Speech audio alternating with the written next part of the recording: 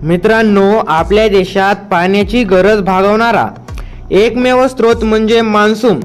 यंदा 2025 मध्ये मान्सूनचा पाऊस कसा असेल याचा पहिला आणि दीर्घकालीन अंदाज भारतीय हवामानशास्त्र विभागाने नुकताच जाहीर केलेला आहे।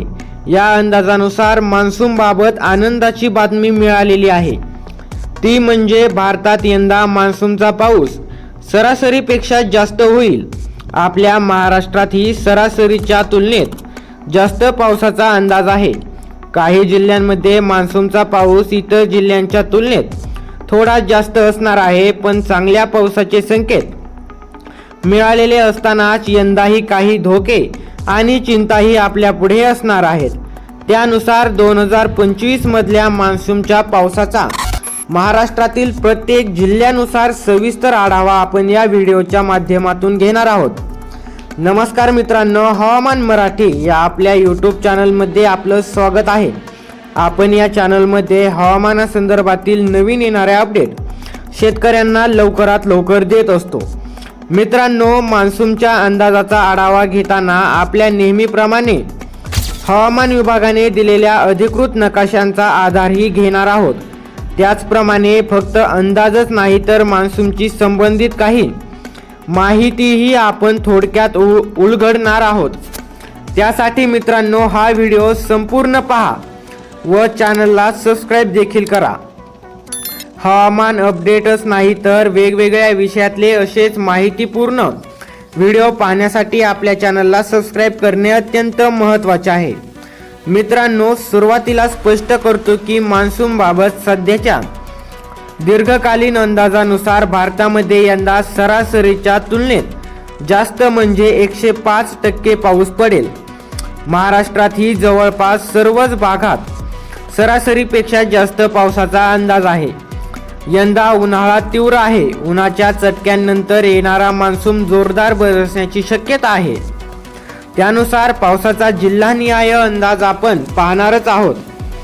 मान्सून सोबत असणारे धोके किंवा चिंताही आपण जाणून घेणार आहोतच, पण त्यापूर्वी थोडक्यात काही महत्त्वाच्या गोष्टीही जाणून घेऊयात।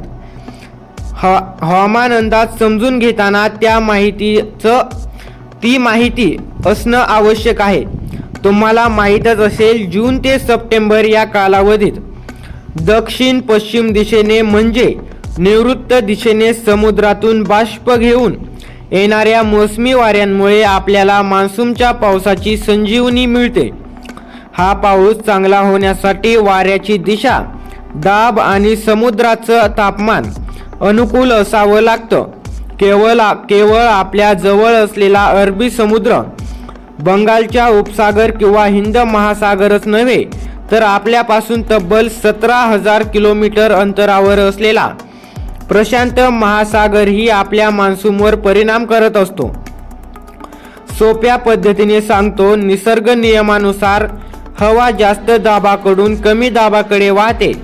प्रशांत महासागराचं तापमान वाढलं की तिथे कमी दाबाचं क्षेत्र तयार होतं।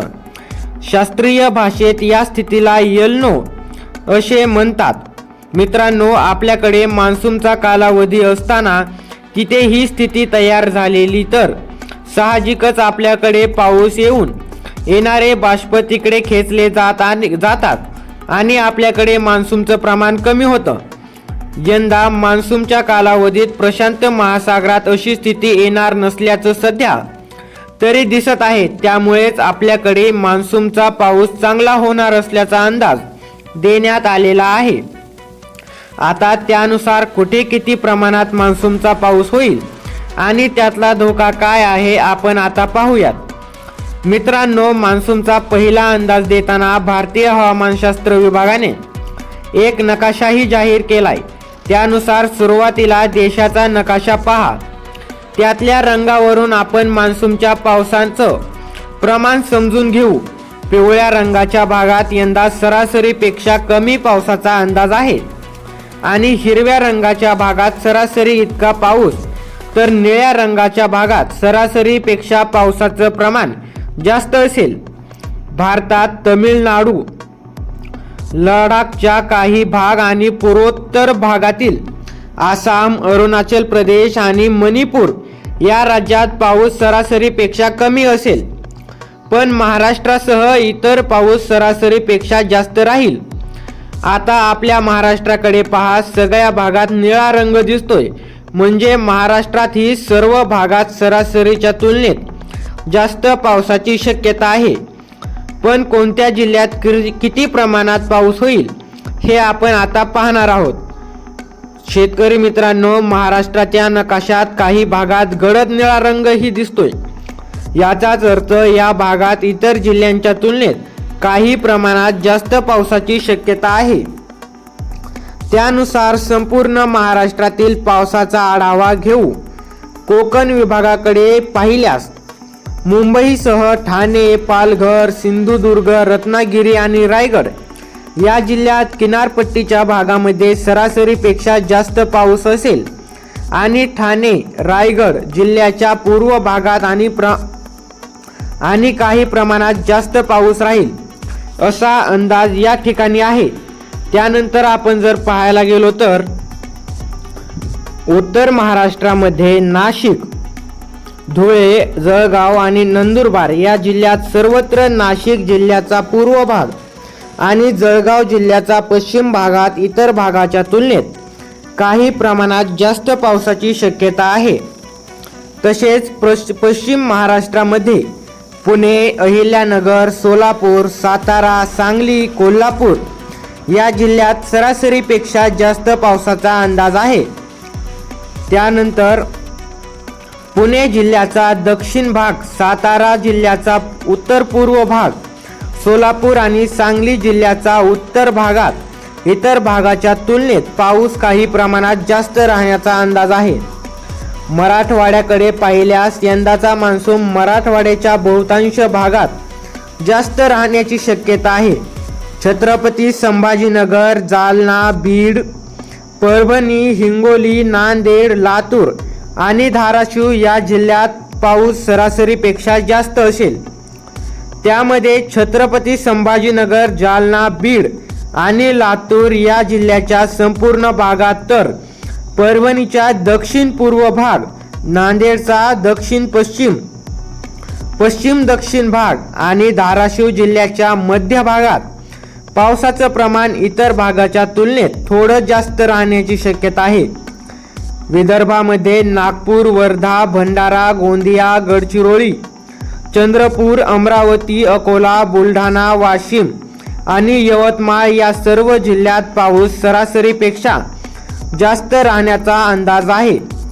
त्यामध्ये नागपूर आणि गडचिरोली उत्तर भाग, चंद्रपूरचा पश्चिम भाग, वर्धा जिल्ह्याचा पूर्व भाग, अमरावती, अकोला आणि बुलढाणा जिल्ह्याचा मध्य भागात काही प्रमाणात जास्त पावसाचा अंदाज आहे। मित्रांनो, मान्सूनचा पहिला अंदाज समाधानकारक आहे।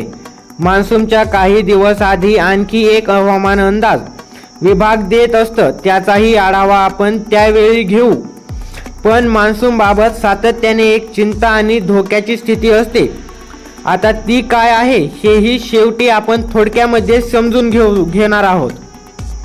मित्रांनो, हवामान अत्यंत लहरी असतं हे आपण अनेकदा सांगितलेले आहे। अशात ही दरवर्षी न चुकता मान्सून येतच असतो।